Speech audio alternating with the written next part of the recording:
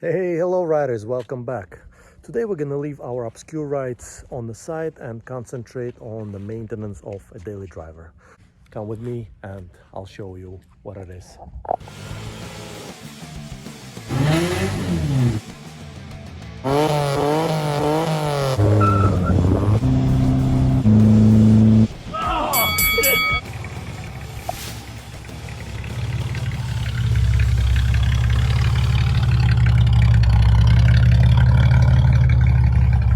My daily driver is 1986 TVR 280i. Under the hood we have 2.8 V6 from Ford, and I've been dailying this car for the past 6 years. A thing or three I would like to address in this video. I feel like my water pump is starting to go. I do have a wobbler shifter in the car. One of the lights is not popping up. We need an oil change and a list of small things that I might address here as well. Let's jump to the water pump removal. She's been sweating for a while and now pulley started making weird noise. So we'll just unbolt it and swap it with the part that I already had for a while. And don't be lazy like me. Drain all coolant before doing anything else. And then do the air filter, alternator belt and a pump. Try not to break any bolts. It's gonna be a nightmare if you do. With the pump out, you get to experience for the first time something that I'm dealing with every time I'm fixing this thing. And I should have learned by now, but no, I'm still buying parts based on information from forums. Because as Abraham Lincoln said in his famous speech, always trust the internet. Anyways, jokes aside, no TVRs are created equal. These are hand-built cars, and as you can see, suggested pump is different than the one installed in mine.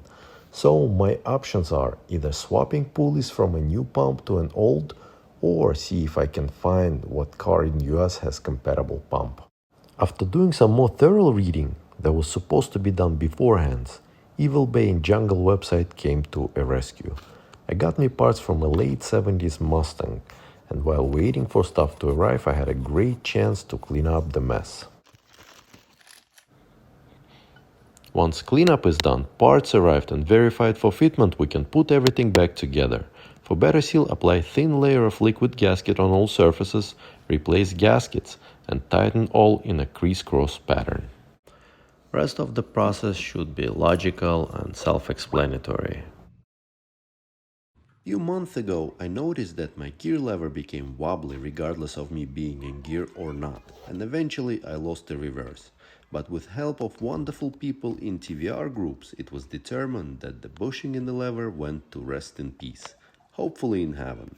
So, let's get the pipe wrench, get under the car, grab the spherical shifter holder nut thing, and break it loose, turning counterclockwise.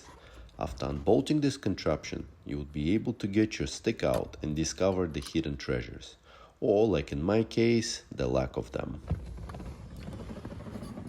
And of course, the bushing is not even there. Next, I cleaned out all the debris, and before even starting looking for the part, I did the right thing and carved the bushing out of a random rubber piece I found in the garage.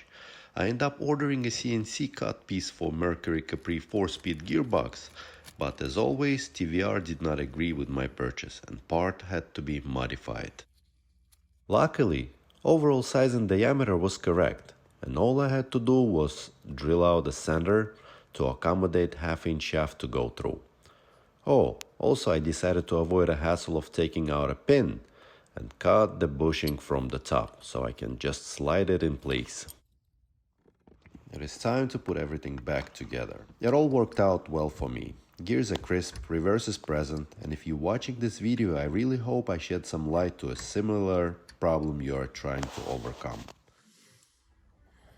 Next on the agenda is the pop-up light. I did rebuild both of motors some time ago, and you can check for full how-to videos on my TVR USA channel on anything you see here and other stuff.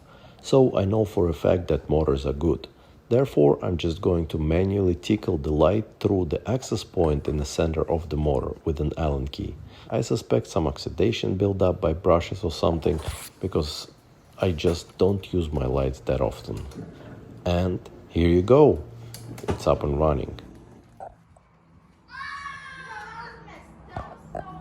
Let's jump to oil. Very easy if you know how to play Tetris. Lift up your right side high enough to slide the oil catch thing under and to gain access to filter.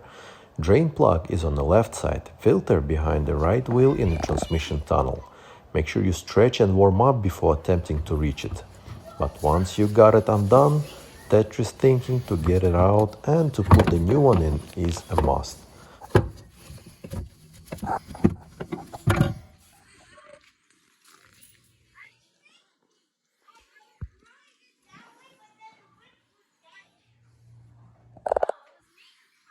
That's it, hard part is over.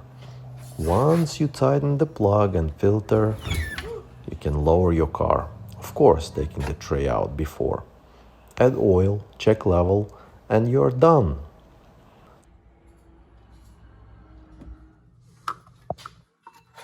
Last thing I would like to address is the third brake light. Since this is a fiberglass car, TVR had very creative solution to deliver electrical currents to destinations, and this is a good example.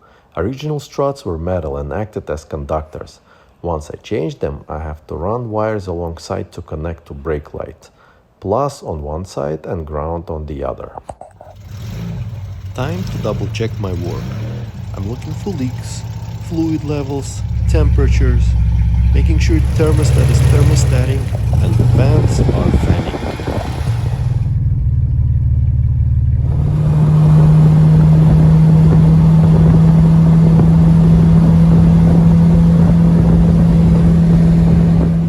In order to wrap up this project, I drove the car for about 20 miles to see my friend Charlie at Mobile Alpha Detailing and the shop dog Luca, and also test out the car.